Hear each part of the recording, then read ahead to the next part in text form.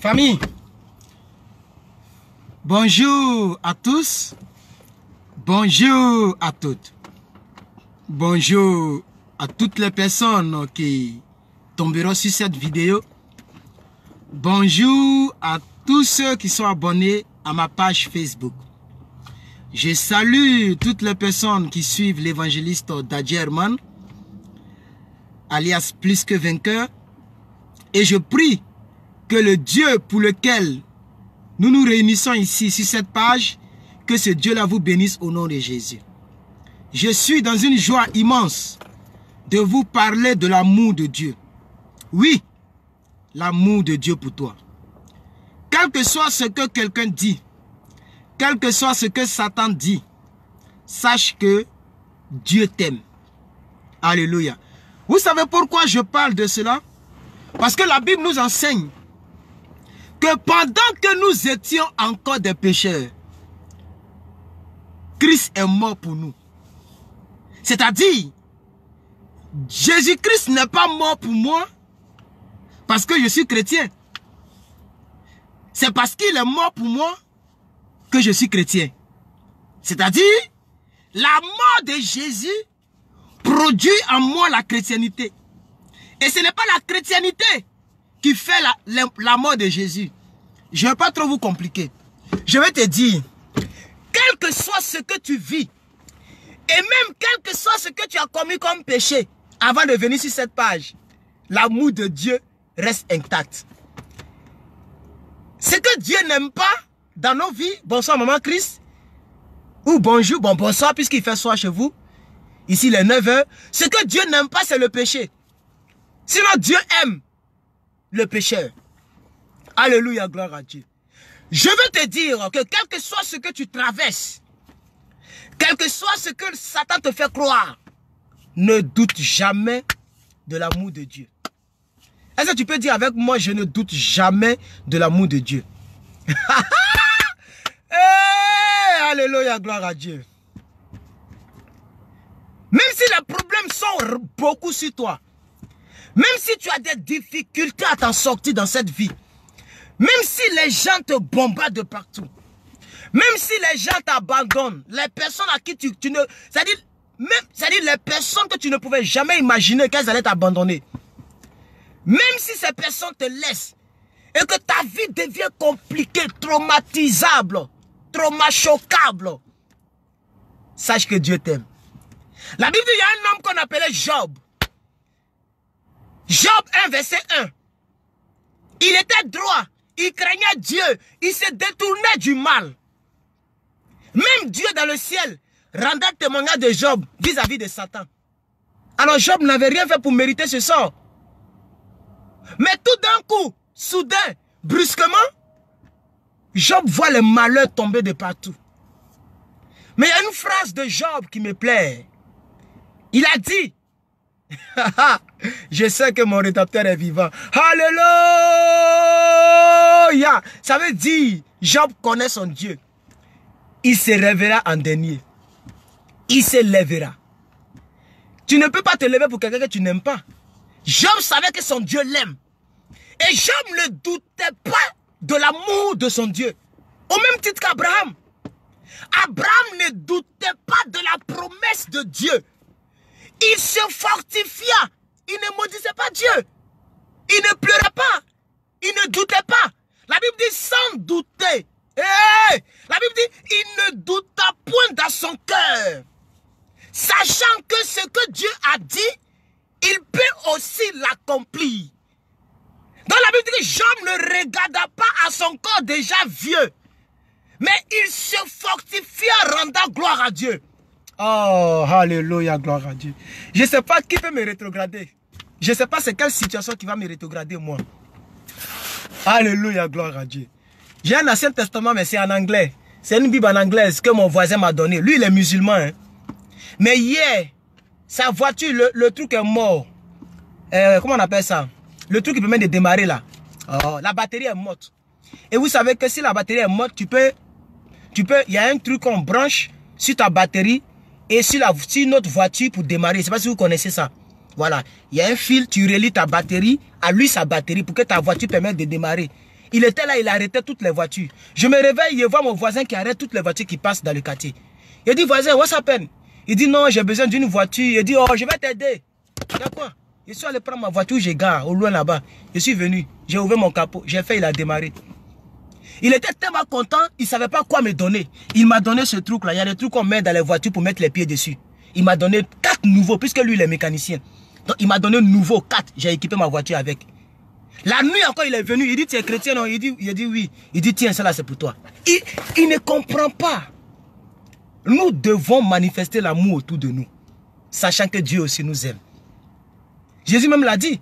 Il dit, si vous m'aimez, gardez mes commandements. Bref, on laisse ce témoignage, on revient proprement dans le message.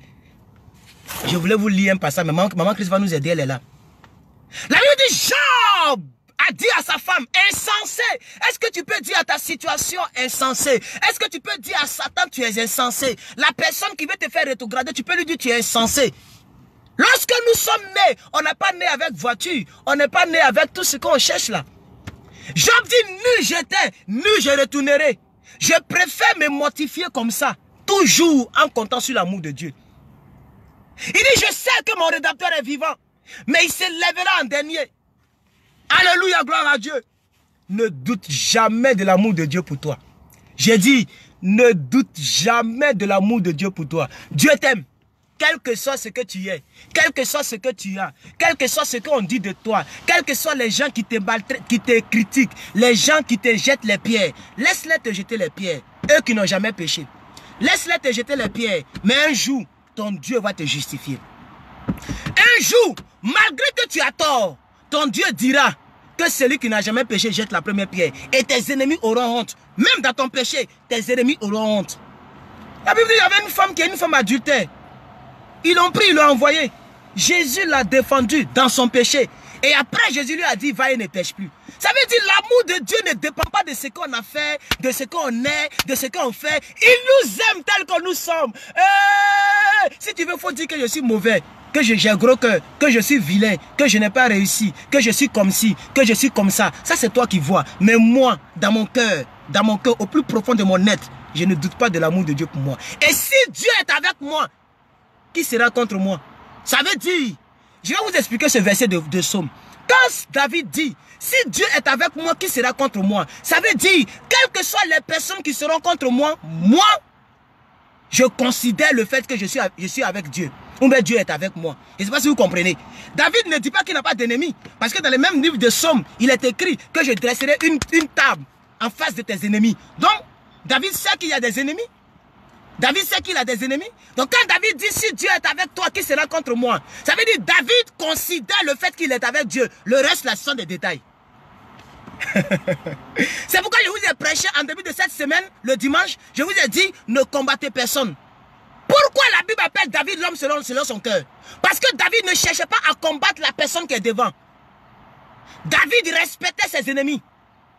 Le roi qui voulait le tuer là, David pouvait le tuer à plusieurs reprises. Mais il a dit, ne porte pas la main sur le oint de Dieu. Oh, il sait que le oint là, c'est un mauvais gars. Il sait que le oint là, c'est son maîtrier. Il veut son maître. Il sait que celui qu'il appelle oint là, en réalité, c'est pas un bon oint. C'est un oint de Dieu. Mais dans son comportement humain, dans son comportement d'homme, il n'est plus oint. Mais il continue de l'appeler oint de Dieu. Parce qu'il considère la partie de Dieu qui était dans Saül. Ah, alléluia, gloire à Dieu. Faut dire ce que tu veux. Il faut me caricaturer. Il faut mijoter dans tes dents. Il faut m'insulter. Même si tu veux, il faut dire je suis black.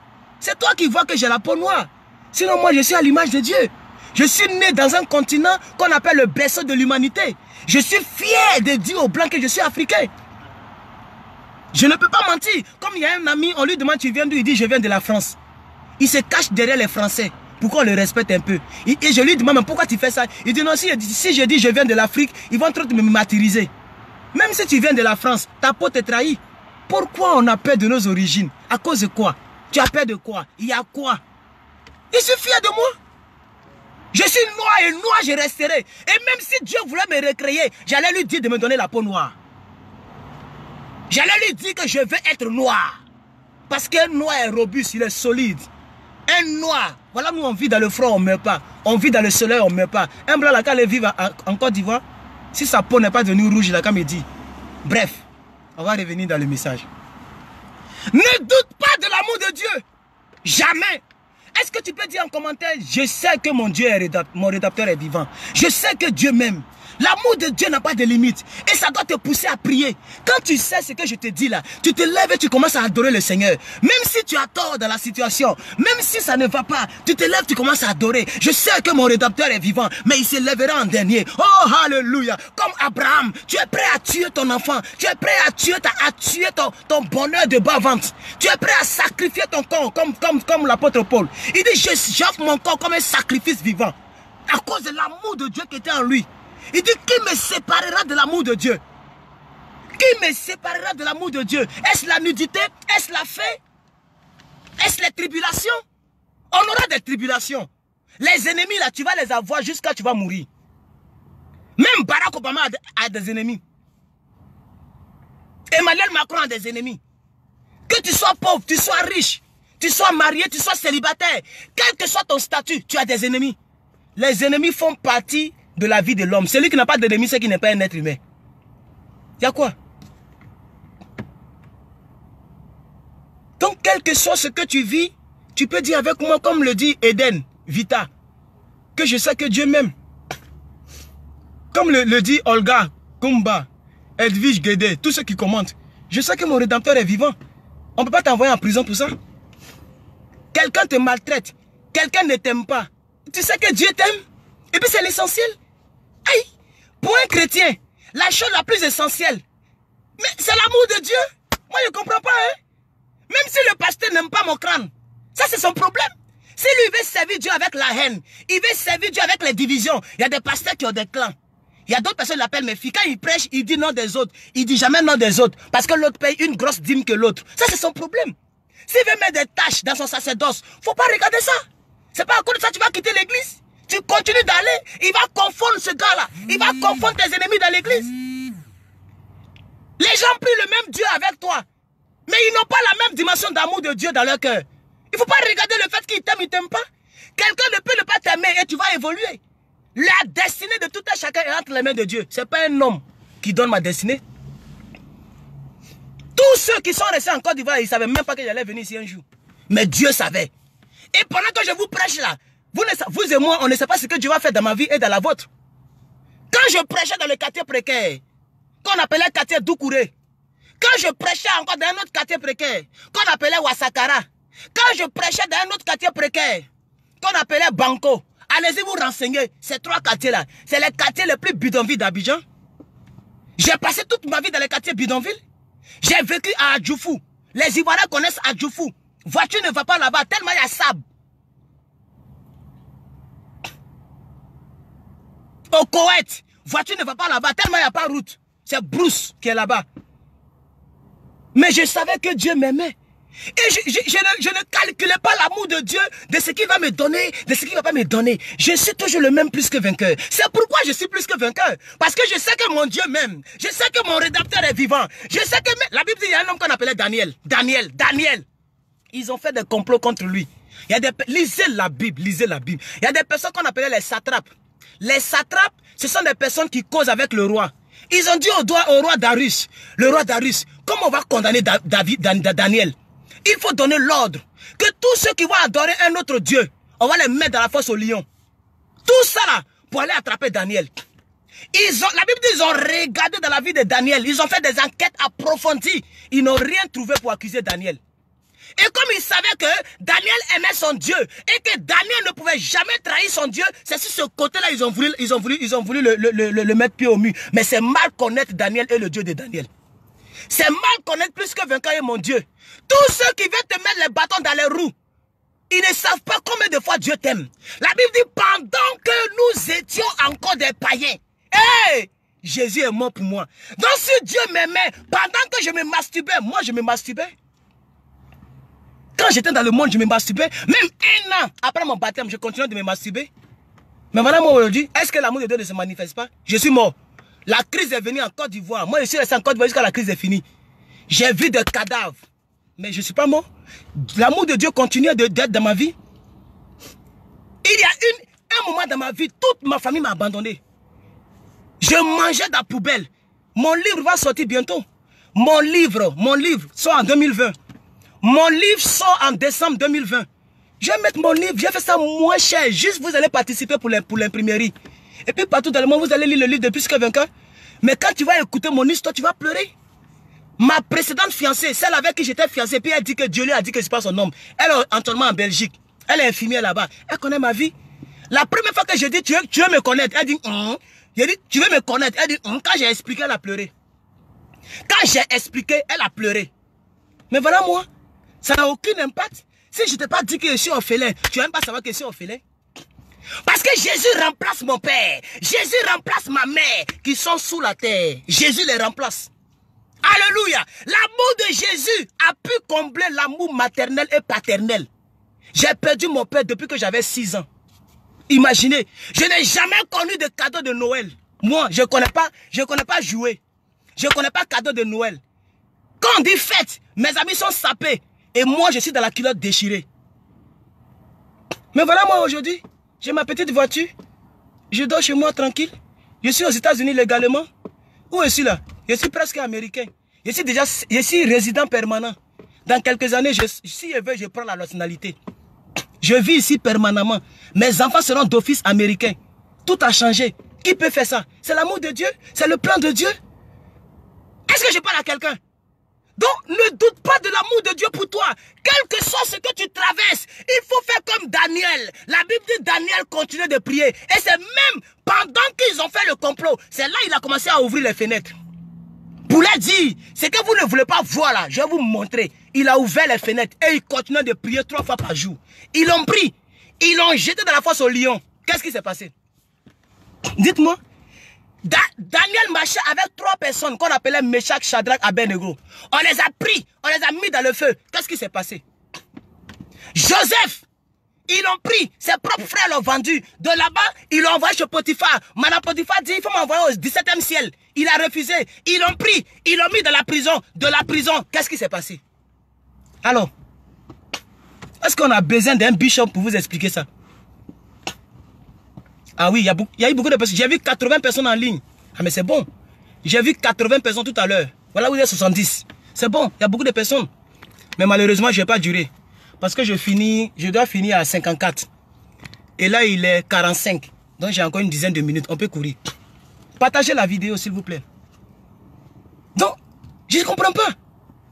Quelqu'un me disait, non, toi tu es zélé. Et si l'histoire de la Bible là, c'est pas vrai.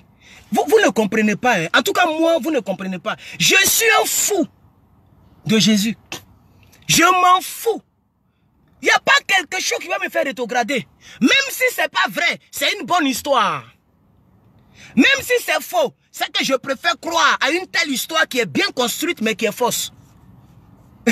Oh, les gens connaissent, ils me connaissent pas mal. Ils me connaissent pas bien. J'ai décidé de suivre Jésus. Et puis c'est non négociable. Non négociable. J'ai décidé de suivre Jésus. Là où j'ai vu, tout le monde sait que je suis chrétien. Tout le monde sait déjà que je suis chrétien. Je ne peux pas cacher ça. Parce que c'est en lui que j'ai décidé de croire. C'est lui qui a changé ma vie. Si ce n'est pas Jésus là, que serais-je dans ce monde? J'allais être quoi dans ce monde? Alors je suis venu te dire, par le mandat du Saint-Esprit, de ne pas douter de l'amour de Dieu pour toi. Tu peux dire avec moi en commentaire, je sais que mon Rédempteur est vivant. Il faut le dire parce que bientôt je vais vous laisser. J'ai dit, il faut dire en commentaire, je sais que mon Rédempteur est vivant. I know that my God is in life. Alive. Ah, je ne sais pas si c'est anglais, je parle. Je sais que mon Dieu est vivant. Mon Dieu vit. Il n'est pas resté dans le tombeau. Aucune situation, comme l'apôtre Paul dans le livre de Romains 8, il dit qui nous séparera de l'amour de Dieu? Est-ce la tribulation? Est-ce la faim? Est-ce la nudité? Quand il dit nudité là, ça veut dire même si mon bangala se lève, je ne suis pas prêt à prendre mon bangala pour foutre ça ailleurs. Jamais. La seule fille sur laquelle je dois me coucher, la seule fille que je dois... Faut pas vous faire dire des choses ici. Ça sera ma femme. Ça sera ma femme, mon épouse. À cause de quoi? Parce que je ne sais pas draguer. Quelqu'un qui parle comme ça là, je n'ai rien préparé. Il n'y a rien ici, je n'ai rien préparé. Mais le message est construit. Je suis bête. Est-ce que je suis bête? Je parle sans feuille, je prêche sans rien. Quand je suis monté, je me suis concentré 3 secondes. Seigneur, tu veux que je parle de quoi? Il dit parle de mon amour. Il y a des personnes qui ont besoin qu'on leur rappelle ça. C'est pourquoi je suis venu vous parler. Vous n'êtes pas nombreux, vous êtes nombreux. Vous êtes presque à 100. Vous n'êtes pas nombreux. Quelqu'un qui parle comme ça, là, ces femmes, il ne peut pas draguer. Les femmes qui aiment qu'on les blague là. Si elle ne s'est pas née de nouveau, vraiment. Comme une soeur me dit, non, je vais laisser son, parce qu'elle me suit souvent. Et puis, si j'explique, c'est pas bon. Il faut laisser la vie privée des gens. Bref. Oui, vous tous qui commentez là, je vous bénis au nom de Jésus. Mettez les pouces. 87 personnes, c'est bien. Je vous bénis au nom de Jésus. J'ai dit, ne doute pas de l'amour de Dieu. Ce que Dieu a fait pour tous ceux que vous connaissez dans la Bible, Dieu peut le faire pour toi. Même si les gens disent que tu es vieille. Mais la longévité, c'est une grâce. Moi, je ne comprends pas. Non, papa, les gens se moquent de moi parce que j'ai 30 ans. Aïe, mais tu n'as que 30 ans, tu n'es pas vieille. Il y a des femmes de 50 ans qui ne sont pas mariées. Ici aux États-Unis, elles sont beaucoup comme ça. Est-ce que c'est le mariage qui qualifie le bonheur de l'homme? Vous êtes malheureuse et malheureux parce que vous pensez que c'est quand on est marié qu'on vit bien. Il y a des personnes qui sont dans le mariage. Va leur demander les nouvelles. Va leur demander les nouvelles. Ils sont en train de les bolotiser là-bas. Bolo. Ils sont en train de les Bruce Lee. Ils ont fait un mauvais choix. Compte sur l'amour de Dieu. Oh, la Bible dit, si tu attends ma voix, n'anticipe pas ton cœur. C'est Dieu qui me dit de te parler. Sinon, tu serais sur une autre page. Tu serais en train de suivre un autre direct. Je dis, l'amour de Dieu pour toi n'est pas limité. L'amour de Dieu pour toi reste intact. La Bible dit, pendant que nous étions encore des pécheurs, Christ est mort pour nous. Ça veut dire, Dieu nous a aimés. Et c'est dans Jean 3, verset 16. Dieu a tant aimé le monde. Il n'a pas dit l'église. Oui. Dieu a tant aimé le monde. Le monde, c'est synonyme de celui qui est dans le péché. C'est lui qui vit comme il veut. C'est lui qui ne connaît pas Dieu. Mais c'est pour nous, c'est pour celui-là que Dieu est mort. Et maintenant que nous sommes en lui. Oh, on va être de nous fous ici. L'apôtre Paul dit, si je vis, ce n'est plus moi qui vis, mais c'est Christ qui vit en moi. C'est Christ qui vit en moi. C'est Christ qui vit en moi. Dans toute la plénitude. Et ce qui est écrit dans Colossiens 2, verset 9. La Bible dit, il plut à Dieu que toute la divinité, la plénitude de la divinité habitant en lui. C'est-à-dire en Christ. Et Jésus, avec sa divinité, avec toute sa plénitude, vit en moi par son esprit. Et puis je vais craindre quoi? Je vais craindre quoi? Je prends mon volant, je bénis le Seigneur. Je ne pense plus aux accidents. Même si je dois voyager, je vais prendre encore Ethiopian Airlines. Ce n'est pas parce que les gens sont morts dans Ethiopian Airlines que moi je vais douter de l'amour de Dieu. Et je ne suis pas en train de dire que Dieu n'aime pas ces personnes-là. C'est Dieu qui connaît tout. Il y a des choses que l'être humain ne peut pas comprendre. Ne cherche pas à comprendre les choses. Ce que tu dois comprendre, c'est l'amour de Dieu pour toi. Le reste là, il ne faut pas chercher à comprendre. Et puis d'ailleurs, Dieu, il est Dieu.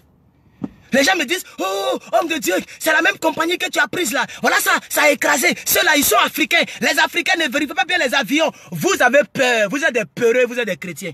Des chrétiens peureux. C'est que le pasteur Marcelo dit, des chrétiens moins sérieux. Des chrétiens moins sérieux. Quand on est sérieux là, on fonce dans le feu. Comme Meshach, Shadrach, Abednego. Et on s'en fout si on sera brûlé. Voilà, vous êtes 102 personnes. Ça c'est bon. Là c'est mon plus gros score. Je n'ai jamais eu 100 personnes en ligne. Ça veut dire vraiment, le message, ça vous concerne. L'amour de Dieu pour vous.